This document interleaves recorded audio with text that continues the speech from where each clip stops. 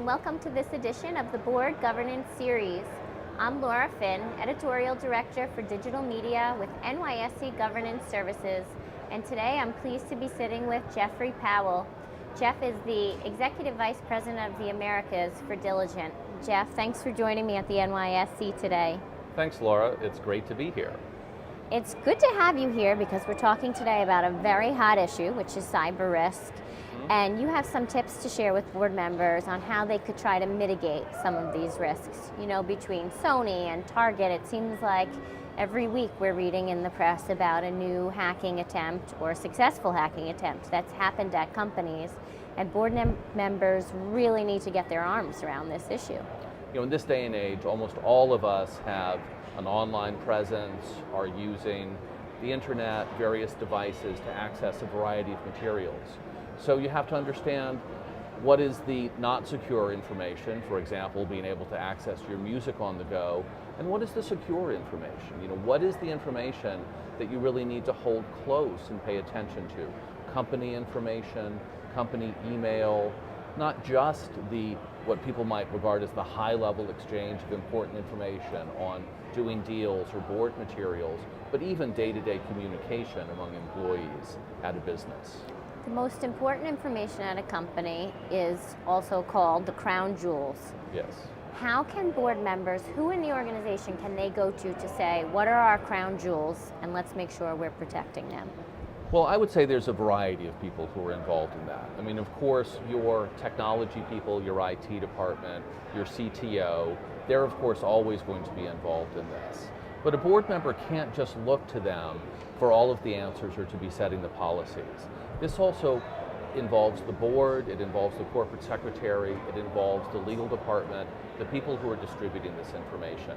Whether or not it's the chairman of the board or the lead director or whoever's really going to take the lead role in the communication, they're the person who the board member has to look to for really understanding and confirming what these crown jewels are. What is the information that we don't want to get out? What is the information that we have to be sure is always protected in terms of who's accessing it, how we're accessing it, and also when we're accessing it. So that's the crown jewels, Jeff. What's your second tip for board members? So the second tip is how these policies get implemented. You know, how it's determined what the policies for distribution and access of information is going to be determined. Again, this is going to involve your technology people, but it also involves somebody who's been tasked with informing the board and keeping the board updated on what the policies of this the distribution of this information is. You know, for example, what's appropriate for email? How are other types of information going to be distributed? Are there internal systems where people are going to be able to securely access information, or are there external systems, such as something like a secure board portal, where people are going to be able to be securely accessing information? So, you know, at first you're determining what is the information that's being accessed, and then you're locking down how is that information being accessed. And do you recommend people using email as a way to have a private electronic conversation? Absolutely not. There's a variety of problems with email. One of which is it's most likely not secure. We're running short on time, but I want to make sure we get to your two other tips, which are also very important. I know your third tip has to do with the sport of hacking, baiting, phishing, man-in-the-middle games. Could you tell us a little bit about that? Sure, and they always have these entertaining sort of names. So real quickly, a man-in-the-middle attack is somebody using a proxy, some type of imitation or false network to intercept your materials. Now again, people are not expected to be security experts, but what you need to know is if you're using a public space, a coffee shop, an airport, someplace where there's a public internet, public Wi-Fi access, that's not necessarily secure.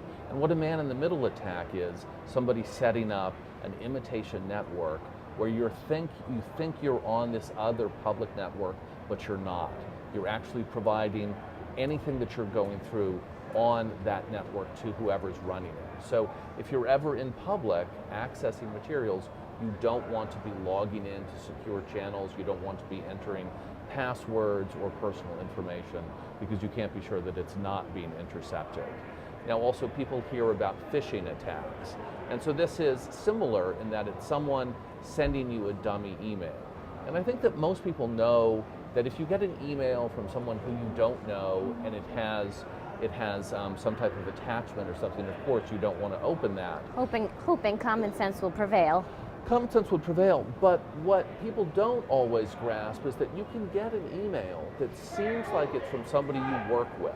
It seems to be coming from within your organization, but if it's somebody that you don't know, or if it's somebody, even if you do know the name, if they're asking you for something that doesn't make sense, well, you have to think about that, and you have to recognize that if you think that it doesn't make sense, it probably doesn't. And that's what's happening here. Someone is subjecting you to a phishing attack where it's a fraudulent email. It's somebody using that to trick you to get you to give up information. What about baiting, Jeff? Baiting is actually one of my favorites because there's so many good stories about it. And going back to the idea of not opening an email with an attachment, somebody that you don't know sending you an email, you don't want to open that attachment, it also applies to other forms of media. There's a famous story about an executive who came in and there was a flash drive on his desk one day and he stuck that into his computer. And that was actually a baiting attack. Somebody had left it there and that was how they compromised that particular network. Or one of my all-time favorite stories is the same thing happened to an organization in, I won't say the country, but another country that's known to enjoy drinking beer. There was flash drives that said on them, free beer. People took them, put them into their computers, and that also then gave the hackers access into that particular network. So don't stick anything in your computer that doesn't belong to you. That is correct. We're just about out of time, but I'd love to cover the fourth tip because it has to do with mitigating cloud computing, which is something that is also very popular right now. It is very popular, and actually the phrase the cloud, it's amazing how quickly it went from not existing to everybody, including your grandmother, knowing what the cloud is. It is ubiquitous, yes. But you have to understand there are different forms of clouds. And going back to that idea of you don't care where you're accessing your iTunes from, you just want your music all of the time, that's a public cloud. Your dad is out there someplace, you can access it, and that's great. But if you're talking about your personal information, particularly secure information, you're not using a public cloud, you're using a private cloud. Something where it's not a matter of your data just being out there someplace, it's actually you specifically know where your data is. It's available to you in the same type of way in that you may be able to access it from anywhere, but that doesn't mean that it isn't secure, because it is. A private cloud is something that's tightly controlled, tightly protected, and can give you that same freedom of access, but in a totally secure way. Jeff, thank you. I think these tips are great for board members to bring back to their organizations and also to use personally, because we all are at risk in our personal lives of these kinds of attacks as well. So thank you very much for being with me today. Thank you, Laura. It was great to be here. And thank you so much for watching this edition of the Board Governance Series.